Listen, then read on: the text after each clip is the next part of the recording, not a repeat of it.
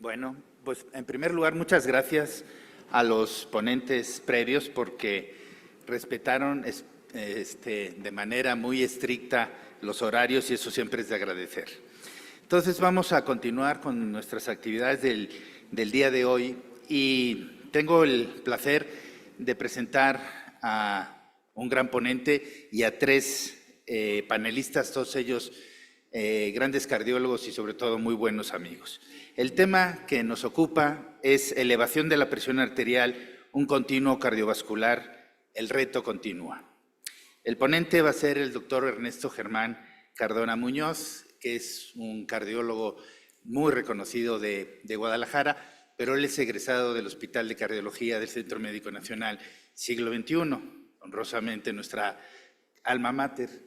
Y, entre otras cosas, fue presidente de la Asociación Nacional de Cardiólogos de México y es uno de los investigadores más importantes de la Universidad de Guadalajara y ha seguido hasta la fecha en esa tarea de investigación. Y es socio fundador de Greta. Entre los panelistas tengo el placer también de presentar a Héctor Galvano Ceguera. Él es un gran amigo de hace ya muchos tiempos, un gran colaborador en el Hospital de Cardiología del Centro Médico Nacional, es cardiólogo egresado del Hospital de Cardiología del Centro Médico Nacional y es actualmente el jefe de la División de Cardiología Clínica. También está una gran amiga que viene de Hermosillo, la doctora Edith Ruiz Gastelum, también egresada del Hospital de Cardiología del Centro Médico Nacional Siglo XXI. Casualmente es una generación abajo de la mía, pero hay muchos años de diferencia entre nosotros, ¿verdad? Sí, porque si no, se enoja si digo otra cosa. Ella es una cardióloga sumamente reconocida, gran ponente, speaker de numerosos laboratorios y una gran experta, sobre todo en el tema de hipertensión y de lípidos. Ella, como les mencionaba, reside en Hermosillo y creo que recientemente se acaba de jubilar del ICESO. ¿Sí? Y el doctor Héctor Hernández, que lo primero que tengo que decir es que fue mi primer jefe, ¿no? Al que le tengo mucho aprecio, un gran maestro. Cuando salí de la residencia me asignaron al área de la clínica de hipertensión y ahí fue donde empecé a tener el gusto por esta patología y ahí estuve 6 años y el doctor Héctor Hernández era el jefe de rehabilitación cardíaca de la clínica de hipertensión, también un cardiólogo muy reconocido, egresado del Hospital de Cardiología y que está felizmente jubilado. Entonces, ya sin más, vamos a proceder con la presentación de Ernesto y después pasaremos a los panelistas para algunas de las preguntas que tenemos. Por favor, Ernesto.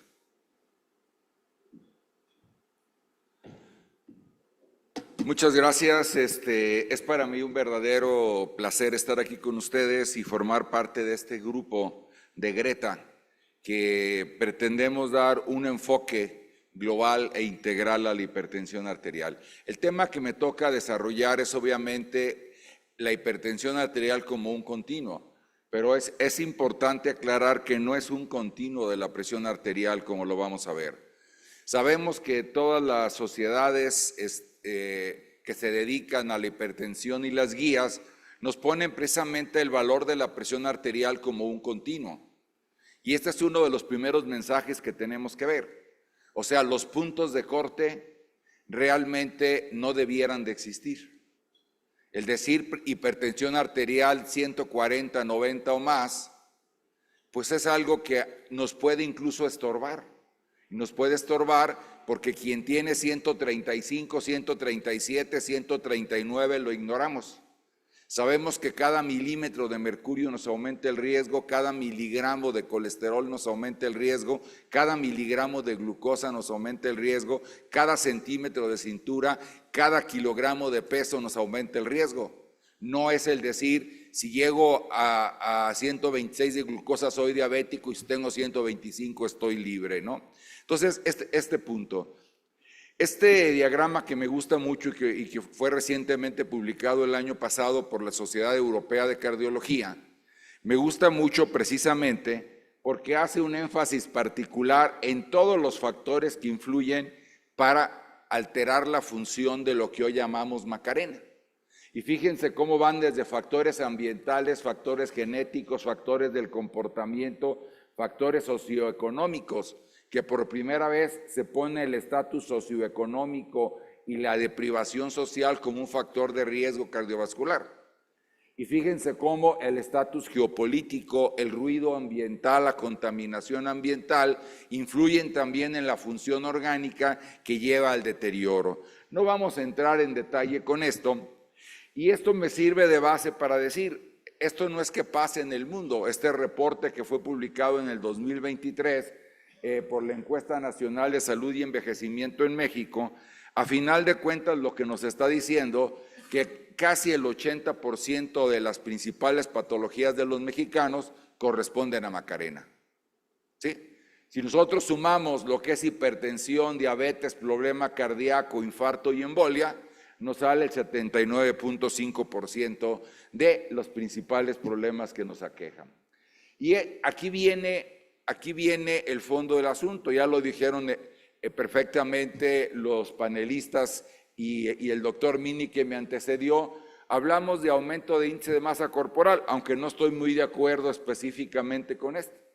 Y no estoy de acuerdo, ¿por qué? Porque el problema no son los kilos de peso, el problema no es la obesidad, el problema es la adiposidad, porque tenemos incluso individuos que están por abajo de su índice de masa corporal y tienen adiposidad y tienen los mismos riesgos y quizás hasta con más repercusión que los obesos.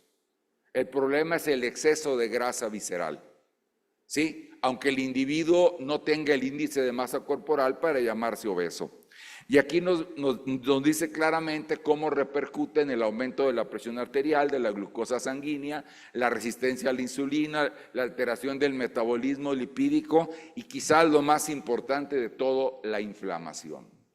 Y aquí vemos precisamente cómo el paciente que tiene adiposidad tiene deterioro cognitivo, tiene infartos laculares del cerebro, tiene hipertrofia de ventrículo izquierdo, tiene dilatación auricular, modifica la sensibilidad al sodio, tiene hiperfiltración renal, tiene sobrecarga de volumen y todo esto daña los órganos blancos. Y aquí vemos precisamente cómo el problema es la grasa y cómo la grasa no es un órgano de relleno ni un cojín amortiguador para cuando nos sentemos, ¿no?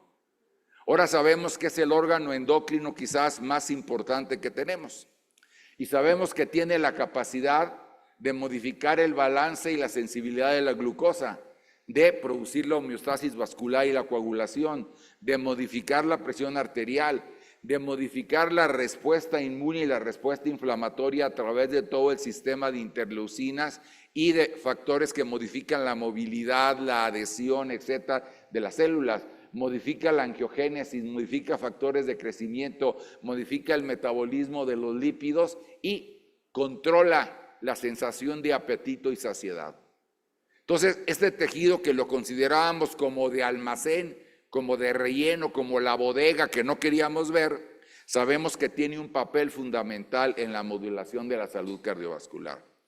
Y aquí en este esquema que está muy cargado y no nos vamos a meter en él, simplemente lo que nos dice que el cerebro sigue controlando gran parte de todo el fenómeno y que el cerebro a través del sistema nervioso simpático modifica el sistema renina-angiotensina, modifica la actividad inflamatoria, la respuesta inmune, la producción de citoquinas y cómo esto puede afectar al corazón, al riñón, a la vasculatura, a la respuesta inmune, a la inmunidad adaptativa, al tejido adiposo, etcétera, ¿no? Entonces, vemos cómo el organismo es un todo integral. No podemos separar el corazón del riñón, del cerebro, de la respuesta inmune, del metabolismo, del hígado, etcétera.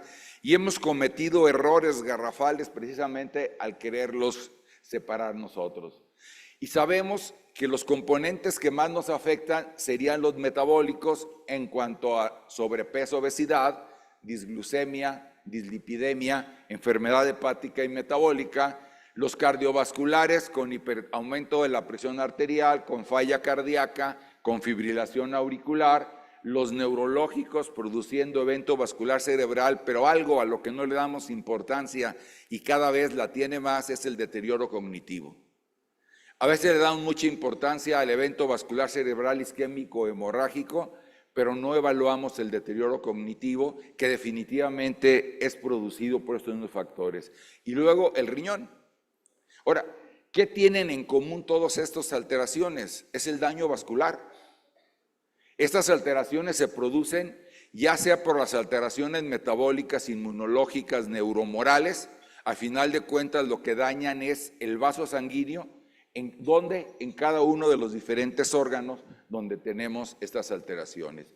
Y estos juegan en su conjunto. Y aquí vemos cómo el impacto de la adiposidad sobre el aparato cardiovascular, ¿sí?, modifica lo que también considero erróneamente se llaman factores de riesgo. ¿Por qué? Porque la diabetes, la hipertensión, la dislipidemia y la disnea obstructiva del sueño no son factores de riesgo, ya son enfermedades.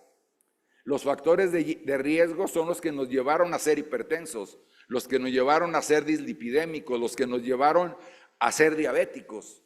Entonces, tenemos que actuar todavía antes de esto, y aunque parezca algo trivial, el llamarle factores de riesgo y no enfermedades, como que no nos deja actuar antes de que estén presentes.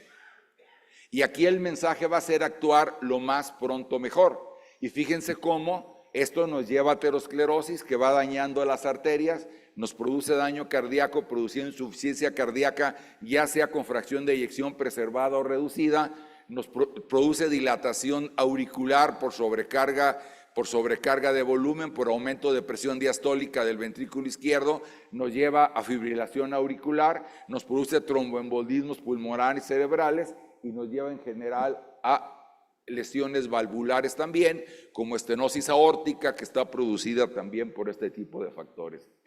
Y vemos, por ejemplo, cómo la obesidad es uno de los principales factores contribuyentes a lo que ahora está de moda, que es la insuficiencia cardíaca con fracción de eyección preservada.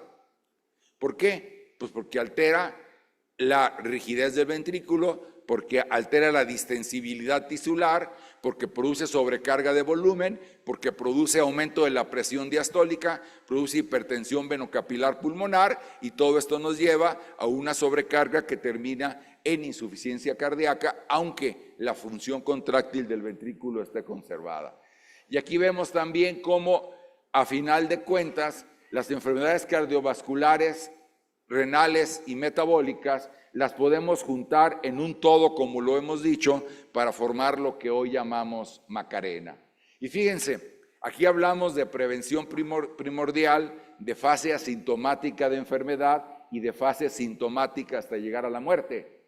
Primero, tenemos que ver en prevención primordial la historia familiar, el medio ambiente, las costumbres, los hábitos del individuo, si te mueves, si no te mueves, ¿sí? Tenemos que ver nosotros en la fase asintomática la búsqueda intencionada de aterosclerosis, ¿sí? Tenemos que buscar en forma dirigida la existencia de fibrilación auricular, aunque sea paroxística o intermitente. Tenemos que ver nosotros si hay daño cardíaco. Tenemos que buscar a nivel renal si el paciente tiene proteinuria, si está deteriorando su tasa de filtración glomerular, si el paciente ya evoluciona a insuficiencia renal o si ya ocupa incluso diálisis o terapia sustitutiva. Tenemos que buscar la atero y la arterioesclerosis, que son problemas diferentes, rigidez vascular o obstrucción vascular. Tenemos que buscar nosotros lesiones pequeñas a nivel cerebral, si tenemos microinfarto, no nomás irnos a buscar el evento vascular cerebral que produjo la hemiplegia o el trastorno cognitivo. Y por otro lado, tenemos que buscar en forma intencionada lo que llamamos como deterioro cognitivo. Y obviamente todo esto nos va llevando hacia la muerte en un continuo. Y aquí vemos cómo los trastornos metabólicos fundamentales serían la hiperglucemia, hiperlipidemia, hiperuricemia, que nos lleva a hipoxia de los tejidos y esto a un problema de malnutrición, los cambios y los mecanismos moleculares, que lo más importante es que condicionan alteraciones epigenéticas que modifican los productos metabólicos y que además se transmiten de generación a generación, y por eso es algo muy importante buscar el antecedente familiar. Tenemos los cambios tisulares de proliferación, reclutamiento de leucocitos, apoptosis, envejecimiento vascular, envejecimiento celular acelerado, y tenemos por último los trastornos metabólicos, fundamentalmente en el hígado, el cáncer, las cardiomiopatías que están producidas por estos factores. Y aquí esto es algo muy importante porque es un engranaje que se junta en modulación epigenética, que dependiendo de su persistencia y de su progresión es lo que nos va a llevar a que se establezca el daño e incluso a que eso se perpetúe en las generaciones que nos siguen. Y este es un ejemplo.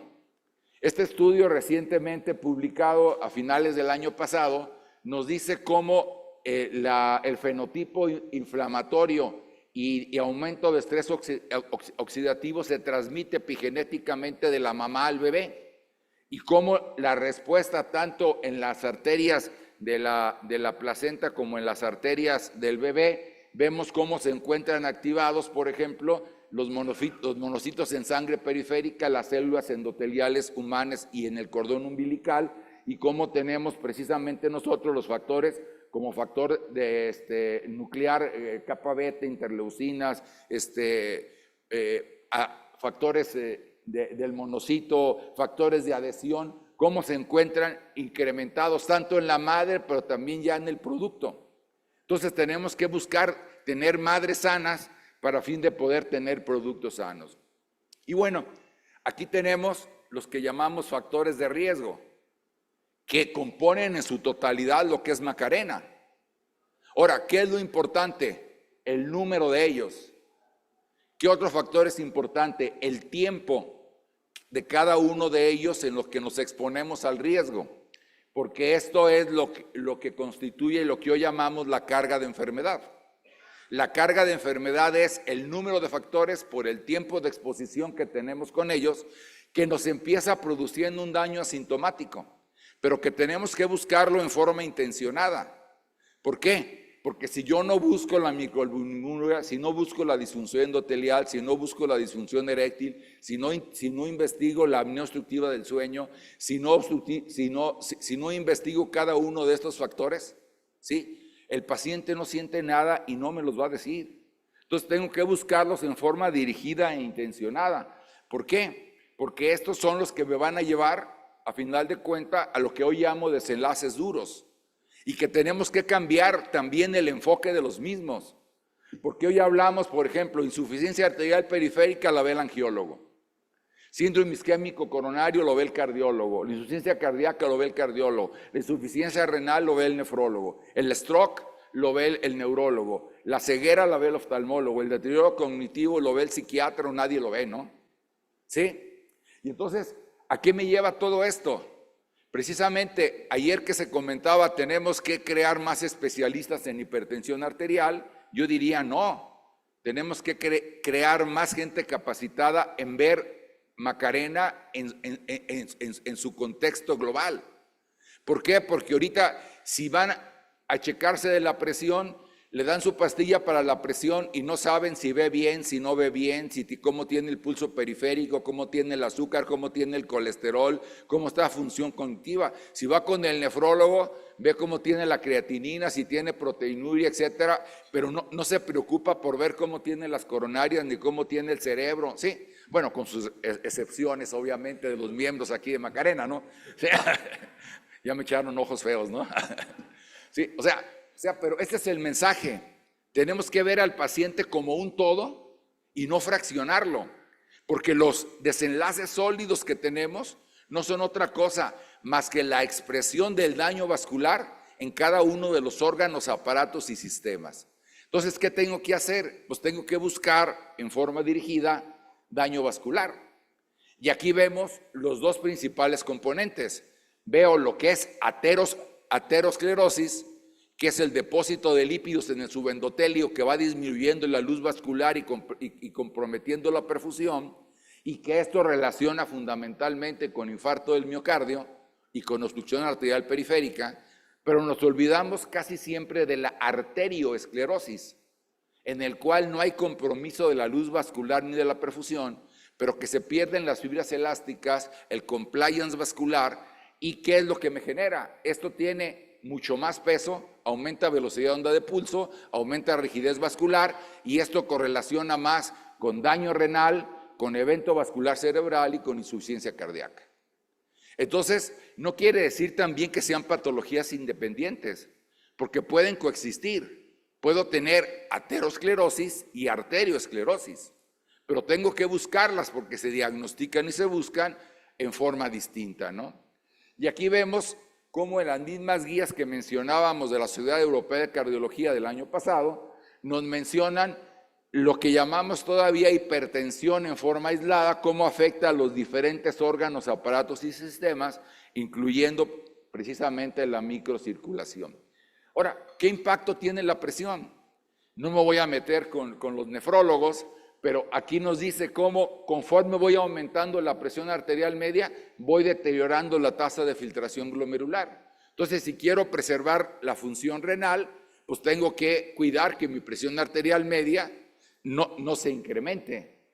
Aquí vemos cómo si la arteria está rígida y aumento la velocidad de onda de pulso, hay una mortalidad muy importante, que aquí es un seguimiento a 12 años, ¿sí? El tener una velocidad de onda de pulso de más de 12 metros por segundo ocasiona que el 80% de los individuos estén muertos a 12 años.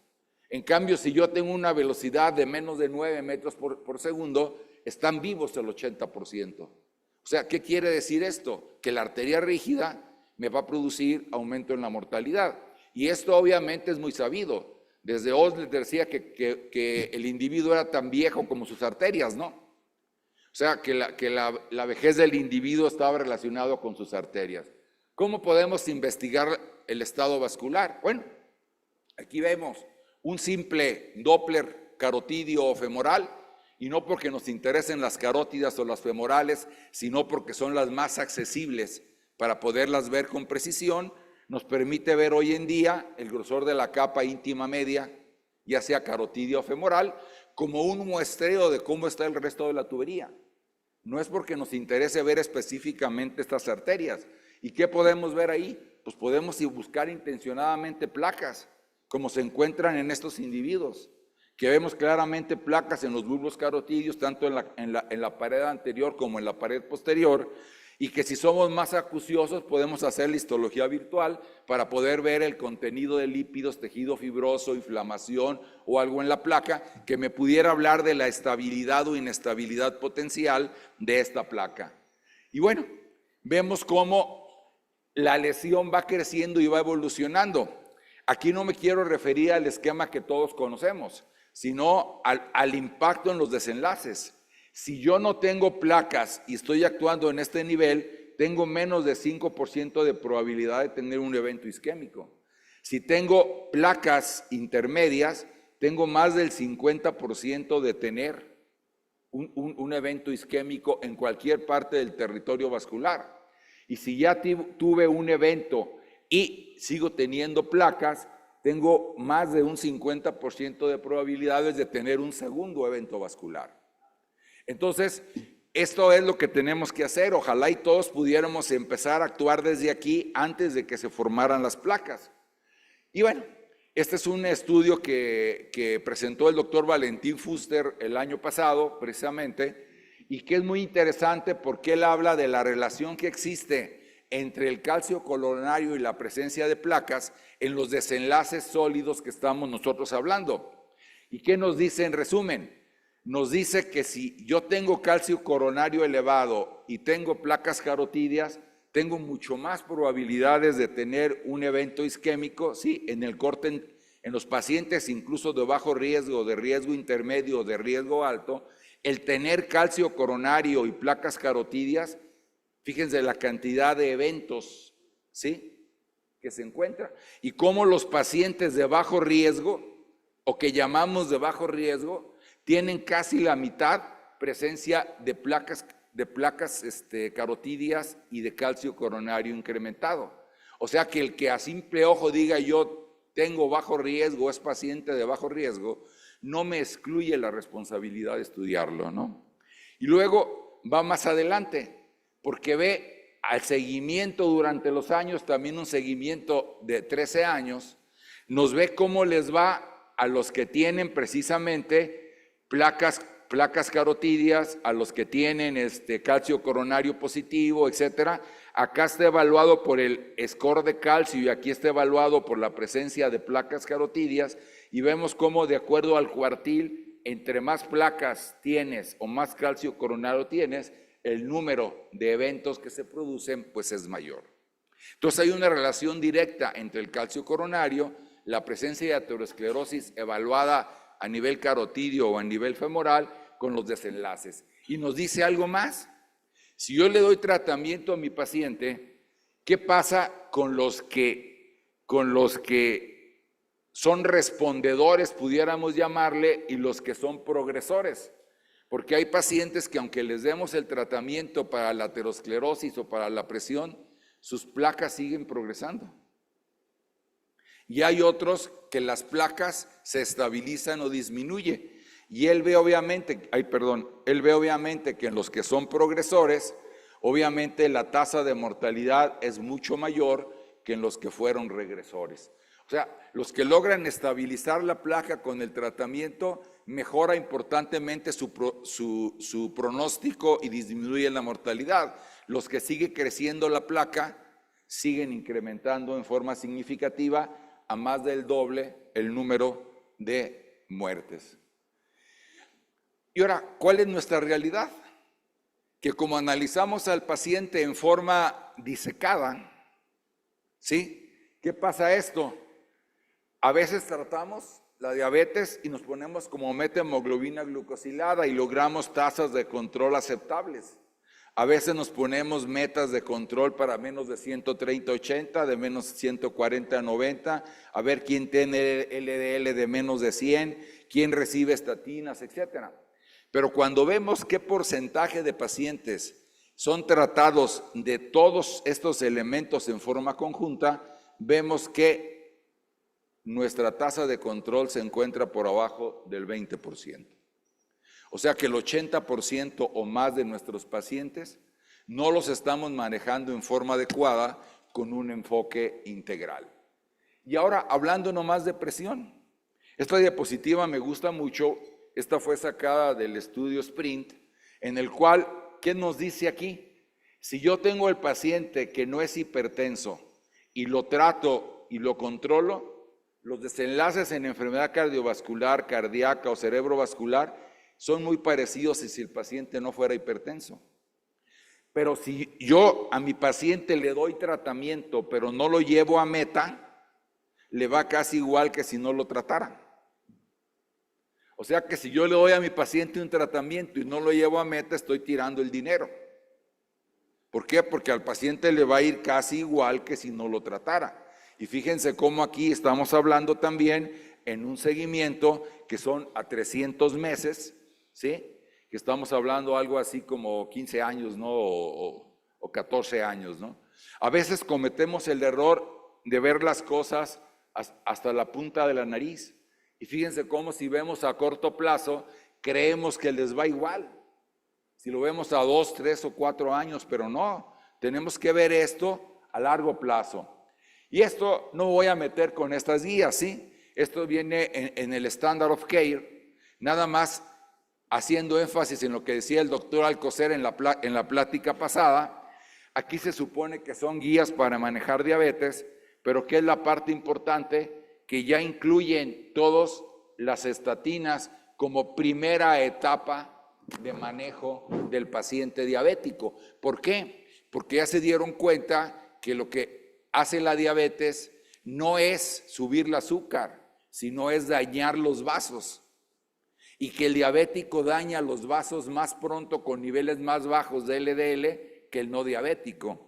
Luego, si nos vamos a las guías KDIGO, vemos cómo también ya incluyen el uso de estatinas desde la primera etapa del manejo del paciente nefrópata.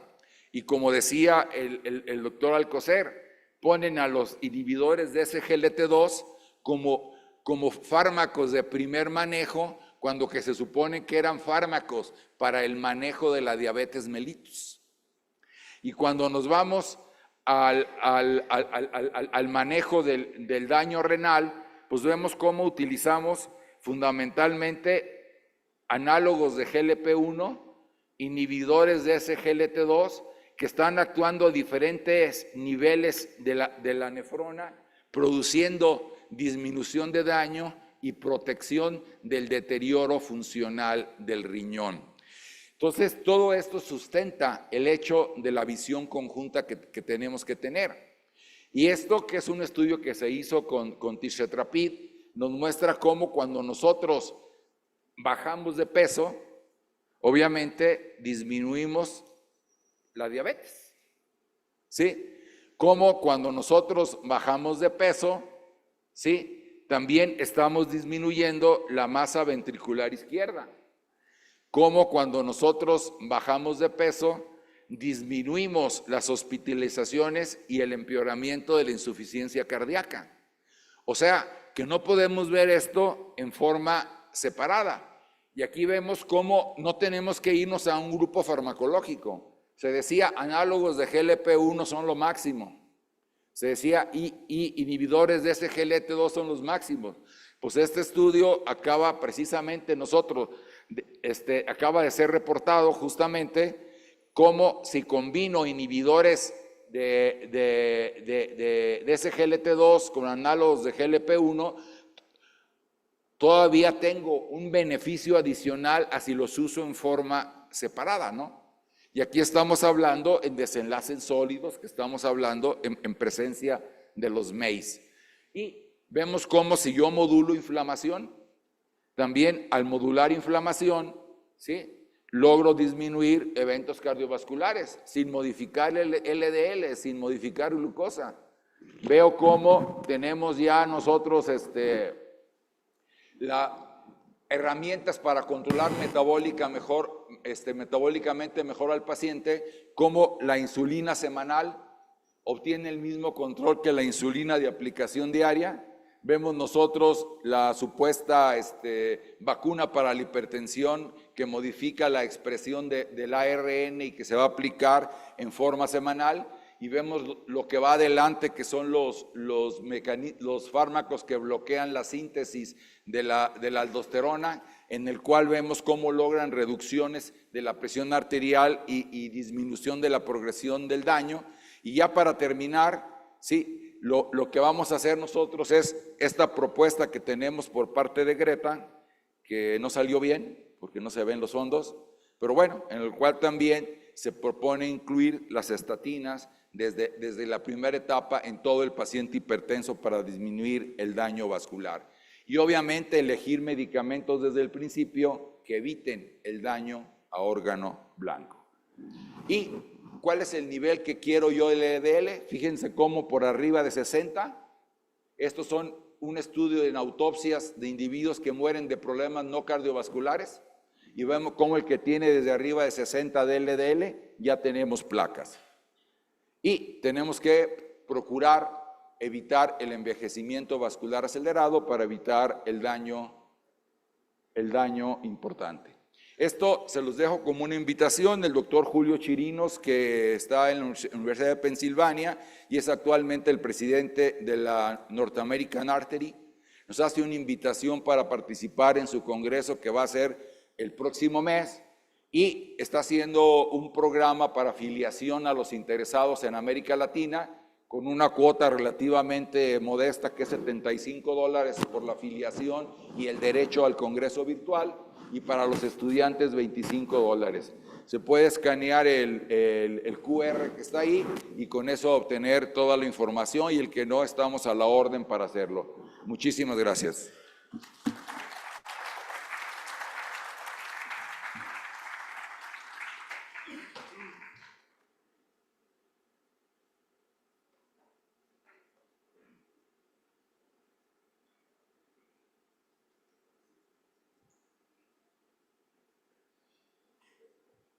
Muy bien, Ernesto, muchas gracias por tu maravillosa presentación. En respeto también para los siguientes ponentes, vamos a tratar de ser también muy puntuales. Y entonces, bueno, primero soy un grosero porque no me presenté, presenté a mis amigos y no me presenté yo. Soy el doctor Enrique Díaz y Díaz, cardiólogo egresado del Hospital de Cardiología del Centro Médico Nacional Siglo XXI, también socio fundador de Greta y actualmente el director médico del Hospital de Cardiología del Centro Médico Nacional Siglo XXI. Bueno, vamos a empezar rápidamente. Héctor, estamos hablando en el tema de la elevación de las cifras de presión arterial, que es un continuo cardiovascular. Pero en estos últimos años hemos observado que de acuerdo a las diferentes sociedades ha habido bastante controversia acerca de cuál es la cifra que define a la hipertensión arterial. Hay una cifra que empezamos en el 2017 con el American College of Cardiology, después en el 2019 la Sociedad Europea de Hipertensión y últimamente el año pasado la Sociedad Europea de Cardiología. Y eso probablemente genera un poco de confusión entre los no expertos en hipertensión. Entonces me gustaría saber tu opinión. ¿Por qué esa diferencia y cuál debe de ser la meta? Porque además también en México sucede lo mismo. Tenemos una meta, Greta va más hacia la opinión de la Sociedad Europea de Hipertensión, mientras que los epidemiólogos con Simón de la Barquera mencionan las cifras de 130-80. Entonces, ¿cuál es tu opinión acerca de eso? Bueno, primero muchas gracias por la pregunta. Sí, efectivamente, desde hace algunos años hay entre muchas sociedades del mundo diferencias incluso en las metas. Yo creo que el consenso en todas las guías actualmente es la cifra de 140-90 en consultorio. Es muy importante dónde se toma la presión. O sea, eso es lo primero que deben de tomar en cuenta.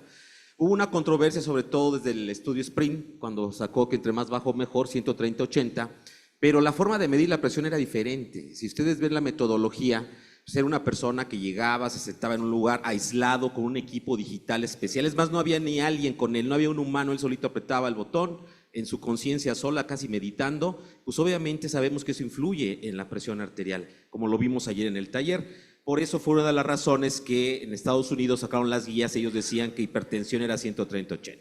El consenso todavía es 140-90 en consultorio. Tenemos también medidas fuera de consultorio a través del monitoreo domiciliario y el mapa, donde es en promedio, y podemos decir ahí sí, si arriba de 130-80 en promedio, podemos decir que el paciente tiene hipertensión, y en mapa también 24 horas, si tiene 130-80, perdón, es 130-84 a 135-85 de día o en monitoreo domiciliario. Creo que esas son las cifras en general, porque la definición de hipertensión es precisamente la elevación continua de la presión arterial. No es que tengas una cifra y ya tienes hipertensión, hay una forma de diagnosticarla. El problema, Enrique, es que es asintomática la mayor parte.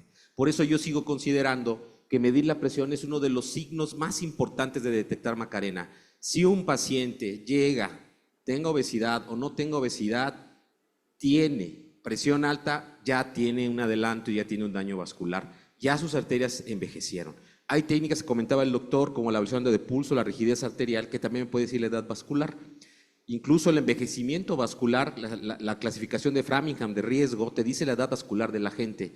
Creo que es muy importante la medición y ver, ya lo decía el doctor Martín, si alguien les llega con la presión alta, no digan es un hipertenso, es un macareno o una macarena. Este paciente ya tiene algo de fondo y seguramente va a tener obesidad, adiposidad, daño renal, etc. Entonces, yo te diría que esa es mi opinión. Muchas gracias, Héctor. Edith, ¿tú crees que hay alguna diferencia destacable entre cómo medir la presión, las metas y las cifras en las cuales debemos de considerar hipertenso a un hombre o una mujer? ¿Y qué características puede tener las mujeres que sean agregadas a este concepto de Macarena? Bueno, yo creo que las diferencias de sexo y de género, que son diferentes, existen, y también el contexto sobre todo de la diabesidad o de la adiposidad. Sabemos que la mujer habitualmente tiene mayor volumen de grasa y esto influye no solamente en el comportamiento del riesgo cardiovascular, influye, por ejemplo, en los fármacos que pueden ser más lipofílicos, o sea, tiene muchas diferencias bien establecidas que deberíamos de considerar. Obviamente la distribución de la grasa en la mujer es diferente, pero claramente ya el doctor Mini estableció cómo sería tal vez la mejor manera de medir esa grasa visceral y esa grasa magra que podría definir con mayor claridad el inicio del problema. Pero en relación a la presión arterial, no creo que haya definitivamente una diferencia en cuanto a la medición estrictamente. Creo que yo sí coincidiría que, como lo hicieron mucho en el sprint, aunque sea en un área aislada, a lo mejor sería la forma ideal de hacerlo. El tema con la presión arterial es que ha sido cifras muy arbitrarias, el decir 140-90, 130-90. Yo creo que lo que están haciendo las guías en este momento, las europeas, es tratar de definir un riesgo temprano, o sea, no establecer una cifra precisa, no es porque sea hombre o sea mujer. Sabemos que el comportamiento de la presión arterial es diferente en los hombres y en las mujeres. Las mujeres en etapas tempranas tienen cifras más bajas y en etapas tardías tienen una cifra mucho más alta sistólica, con una mayor rigidez vascular y una mayor presión de pulso que se traduce muchas veces en riesgo, sobre todo cerebrovascular. Entonces, claro que hay diferencias. Yo más bien creo que aquí el tema es que las cifras no deben ser categóricas, se deben de individualizar. El otro tema en los jóvenes, por ejemplo, en los jóvenes arriba de 130-80, el riesgo de enfermedad arterial coronaria y de falla cardíaca ya inicia en chavos de 20-30 años. O sea, un chavo de 20 años no puede tener 130-80 porque ya hay un riesgo de un 25% de desarrollar falla cardíaca. Entonces, creo que el problema es que hemos establecido cifras categóricas arbitrarias de la presión arterial y no debe de ser. Lo que está tratando el doctor Cardona ahora es justo decirnos, esto es un continuo, esto no se detiene, inicia y no se detiene, y lo que deberíamos de hacer es el traje a la medida, una medicina más individualizada con un abordaje de precisión. Eso es lo que yo creo, más allá de la sola toma de presión arterial. Individualizarla acorde al género, al sexo, a la edad y acorde al resto de todos los factores de riesgo, aunque no se deben llamar así, bueno, al hecho de definir las condiciones asociadas a cada uno de los individuos. Eso es lo que yo... Muchas gracias, Edith. Muy bonita respuesta. Bueno, y finalmente, doctor Hernández, usted tiene una gran experiencia en el tratamiento y en el estudio de los pacientes hipertensos desde la jefatura de la clínica de hipertensión y posteriormente en su clínica ahí en Lindavista de factores de riesgo. Ya Ernesto mencionó varios de los medicamentos nuevos que tenemos que manejar en Macarena, pero yo creo que a la audiencia le encantaría saber su experiencia, cómo llegar con el paciente y convencerlo de que debe de tomar las medicinas y que debe de modificar el estilo de vida. ¿De qué manera podemos abordar al paciente para que esté consciente del riesgo que tiene? Es una pregunta muy importante porque nos lleva finalmente a lo que debería ser el control. O sea, el paciente que ya diagnosticamos como hipertenso hay que llevarlo al control. Nos mencionaba el doctor Mini 8% de control, el doctor Cardona 20%, y en los datos oficiales de la Secretaría de Salud dice que el 42% están controlados. Yo creo que están controlados cada quien, el que puede controlar en su consultorio. Eso sería lo importante. Entonces, lo importante es controlar a la mayor parte de nuestros pacientes, pues más allá del 80%, y lo vamos a lograr primero con educación. O sea, hay que hablar con el paciente. Ese ha sido el éxito que he tenido desde el Hospital de Cardiología y a nivel privado, hablar con el paciente, educar al paciente. Hay que darle su tiempo, que a veces a nivel institucional no se tiene. Entonces hay que darle su tiempo, avisarle qué es lo que tiene, qué es lo que vamos a hacer, avisarle con esto de la adherencia que necesitamos. El tratamiento farmacológico es fundamental y con ese se controla importantemente. Y luego ya cuando requerimos medicamentos, que el medicamento, tratamiento farmacológico se va a dar cuando hay riesgo. Y prácticamente vamos a tener riesgo cuando tenemos incluso el paciente antes de llegar a estas cifras de 140-90. Todavía tenemos riesgo con pacientes con presión arterial elevada antes del diagnóstico final de hipertensión. Y el tratamiento debe de ser tratamiento combinado desde el principio. Yo inicio a los pacientes que están con hipertensión 1, 2, con 2 medicamentos, o si están con hipertensión 3, con 3 medicamentos desde el principio. No hay que tenerle miedo al tratamiento combinado y además enérgico. No uso la palabra agresivo porque muchos compañeros dicen hay que dar un tratamiento agresivo. No, esa palabra agresivo suena feo. Entonces hay que dar un tratamiento útil y enérgico. Entonces hay que dar el tratamiento combinado desde el principio, citarlo pronto, no tan pronto como en una semana, porque en una semana no tenemos la respuesta de los medicamentos. Hay que citarlo a las 2 o 3 semanas en la que ya tenemos el efecto antihipertensivo y una vez ahí hacer los ajustes necesarios y seguir hablando con el paciente, seguirle dando la educación e indicarle que estudie lo que es hipertensión arterial y que se ayude. Yo le doy el tratamiento. Muchas veces el paciente dice, me va a regañar porque no seguí. No, regáñese usted solo. Yo le voy a decir lo que tiene que hacer, usted lo tiene que hacer. Muy bien, pues vean ustedes, estamos en tiempo, cumplimos lo que habíamos prometido, una sesión verdaderamente espectacular y agradezco a Greta el haber podido coordinarla. Muchas gracias. Doctor Díaz, si me permite, nada más quiero hacer un señalamiento. Sí. Para cerrar esto muy rápido, se habló aquí del continuo de cifras, que es muy importante, debemos de revisar este continuo de cifras. Se habló del continuo cardiovascular, que se señaló desde 1991 el daño que va a tener la hipertensión y actualmente todos los otros factores de Macarena. Y nos falta hablar del continuo científico, o sea, nada más desde los prehispánicos con el Xolosóchitl teníamos realizado un estudio mexicano. Y después hemos tenido influencias internacionales de Francia, de Estados Unidos, de Europa. Nos falta centrarnos mucho en nuestra información mexicana. Se han hecho consensos mexicanos avalados por la Asociación Nacional de Cardiólogos de México, la Sociedad Mexicana de Cardiología, se hicieron 3. Después ya se participó en las normas oficiales mexicanas. Hubo un intento muy importante en el año 16 del Hospital de Cardiología, se hizo otro consenso, pero nos falta centrarnos específicamente, yo digo, en la norma oficial mexicana, que es la ley, pero además de ser ley, es libro. Si todos estudiamos lo que se hace en la norma oficial mexicana, vamos a estudiar, vamos a aprender desde definición, clasificación, etcétera. Hay que centrarnos y como una de las metas de Greta, que tiene la obligación y la particularidad de asesorar a las instituciones gubernamentales, yo propongo que nos acerquemos para que se actualicen las normas oficiales mexicanas y que se sigan, porque, por ejemplo, todos los datos de las prevalencias que tenemos en México se apoyan de datos internacionales y no lo que dice la guía, la norma oficial mexicana. Entonces propongo que Greta participe mucho en el apoyo para las normas oficiales mexicanas. Bueno, la norma oficial mexicana que data de 1993. Entonces, sí, probablemente necesita una actualización. De todos modos, Héctor y varios de los miembros de Greta han participado en el PAI, que es el Protocolo de Atención Integral, que es una forma también de actualizar el tratamiento y el estudio de los pacientes hipertensos y obviamente Greta debe liderar ese proyecto. Muchas gracias entonces.